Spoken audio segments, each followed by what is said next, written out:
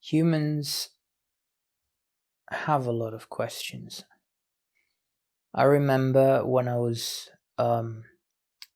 younger, I had a lot of questions as well. As we grow up, as we leave childhood and we enter into, go through adolescence and then enter into adulthood, we come up with a lot of questions about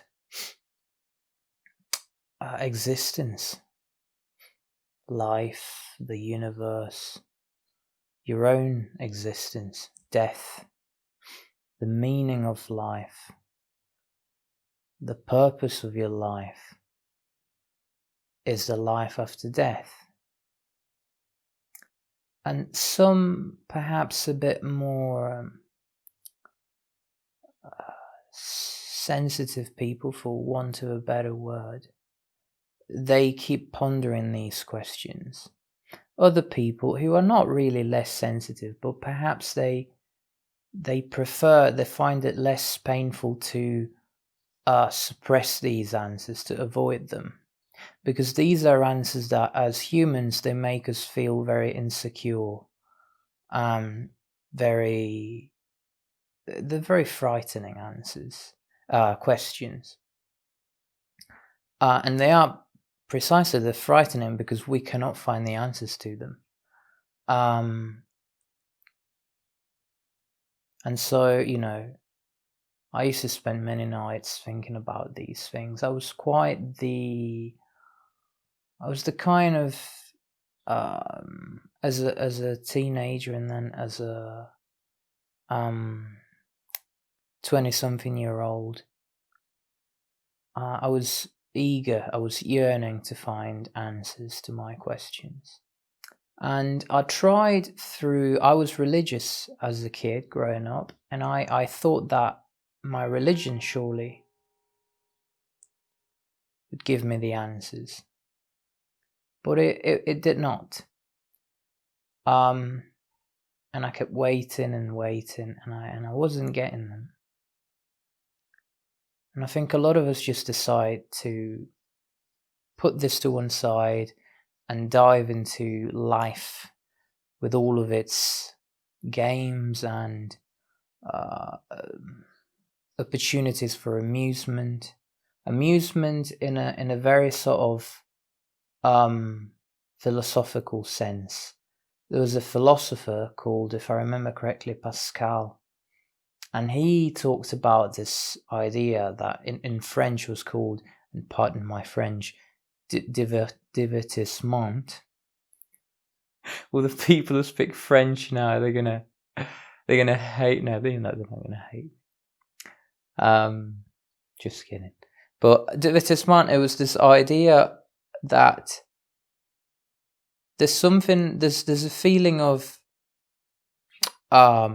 discomfort, a feeling of anguish, being a human being in this universe, because of our mind, we feel disconnected from the whole, from the universe, from the source of life itself.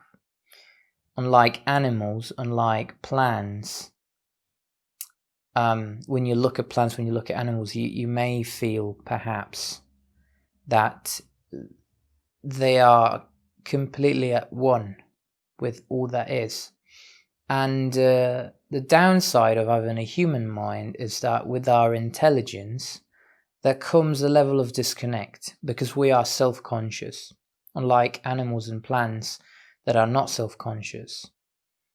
We are, and when we become, as humans, conscious of ourselves, we create this image that we could call the self, we could call it our ego. Depends on what kind of spiritual teacher you listen to, they'll use different terms. It's the same idea, which is why the Buddha said that there is no self. It was referring to this idea that we have in our mind of who we are, and it's a completely fictional identity. generated by the separation that we feel. And this is why it's ultimately a very fearful experience, being a human being, because it's the epitome, it's the maximum representation of feeling alienated. And so Pascal spoke about divertissement as this idea that humans try and escape this feeling of existential dread by diving into the world and doing everything that there is to do out there in the world of form, in order to forget, to put this feeling, this dread in the background. And many of us manage to do it. But many of us, and that's why many of us avoid these questions. Some of us, however, they do not avoid them, and they just are constantly seeking them. What is the problem with asking questions?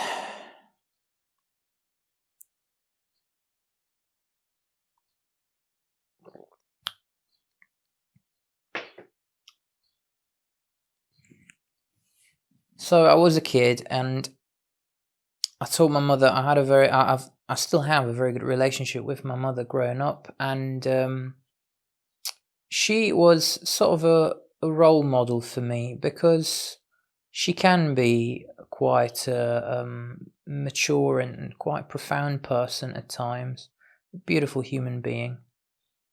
And so I said to her, when will I find the answers to my questions?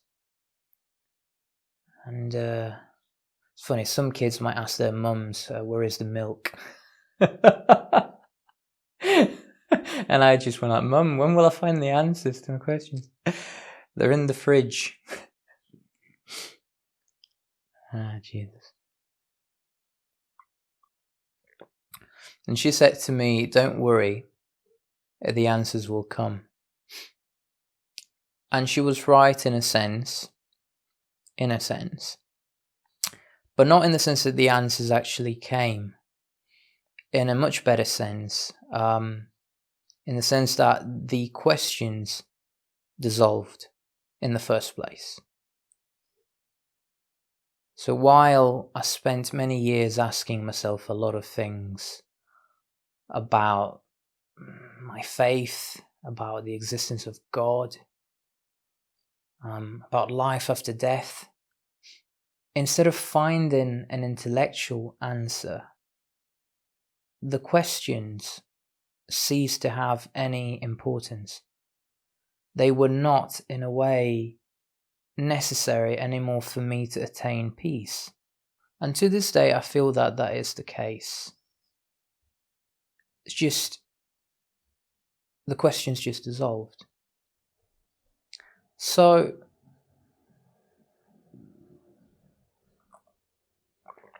while you may think that you must find your answers in order to find peace, what you will find is that even if you were to find these answers, your mind would then present you with more questions. And if you were to be able to answer those questions, then your mind would come up with more questions, and then more questions. And really, that's when you realize that there is something amiss. You know, the more questions I answer, the more questions I have. And that is because that is not the path to finding inner peace.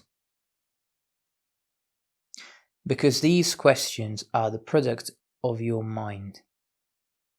They are questions which are constructed using human language and human concepts. But the things that you're inquiring about, they escape human language and human concepts. Afterlife, the purpose of life, the meaning of life, God, for want of a better term. They just go beyond your mind.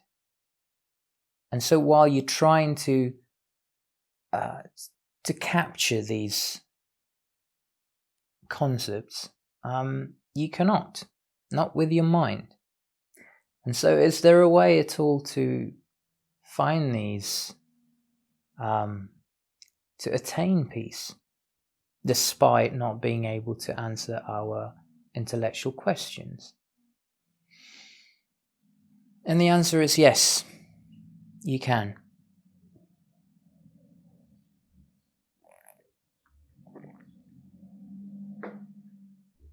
You may find peace, but it will not be through your mind.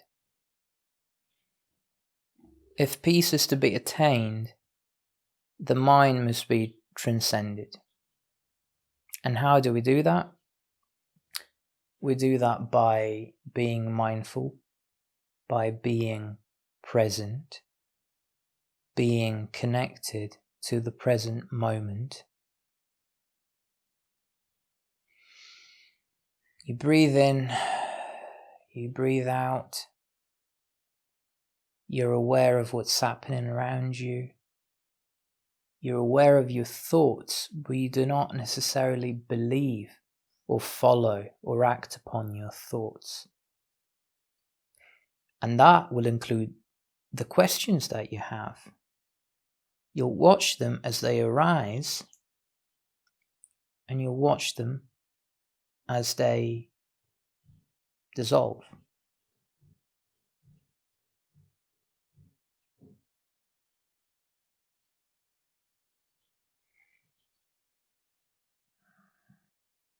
And in that moment of connection, in that moment of abiding presence,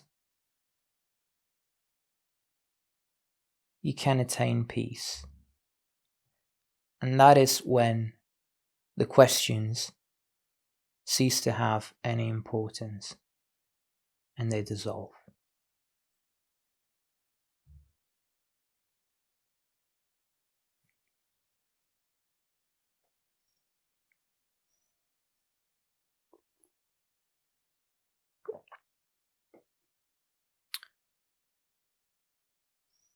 I'll leave you with that. Consider subscribing if you'd like to watch more videos like this. And maybe I'll see you later.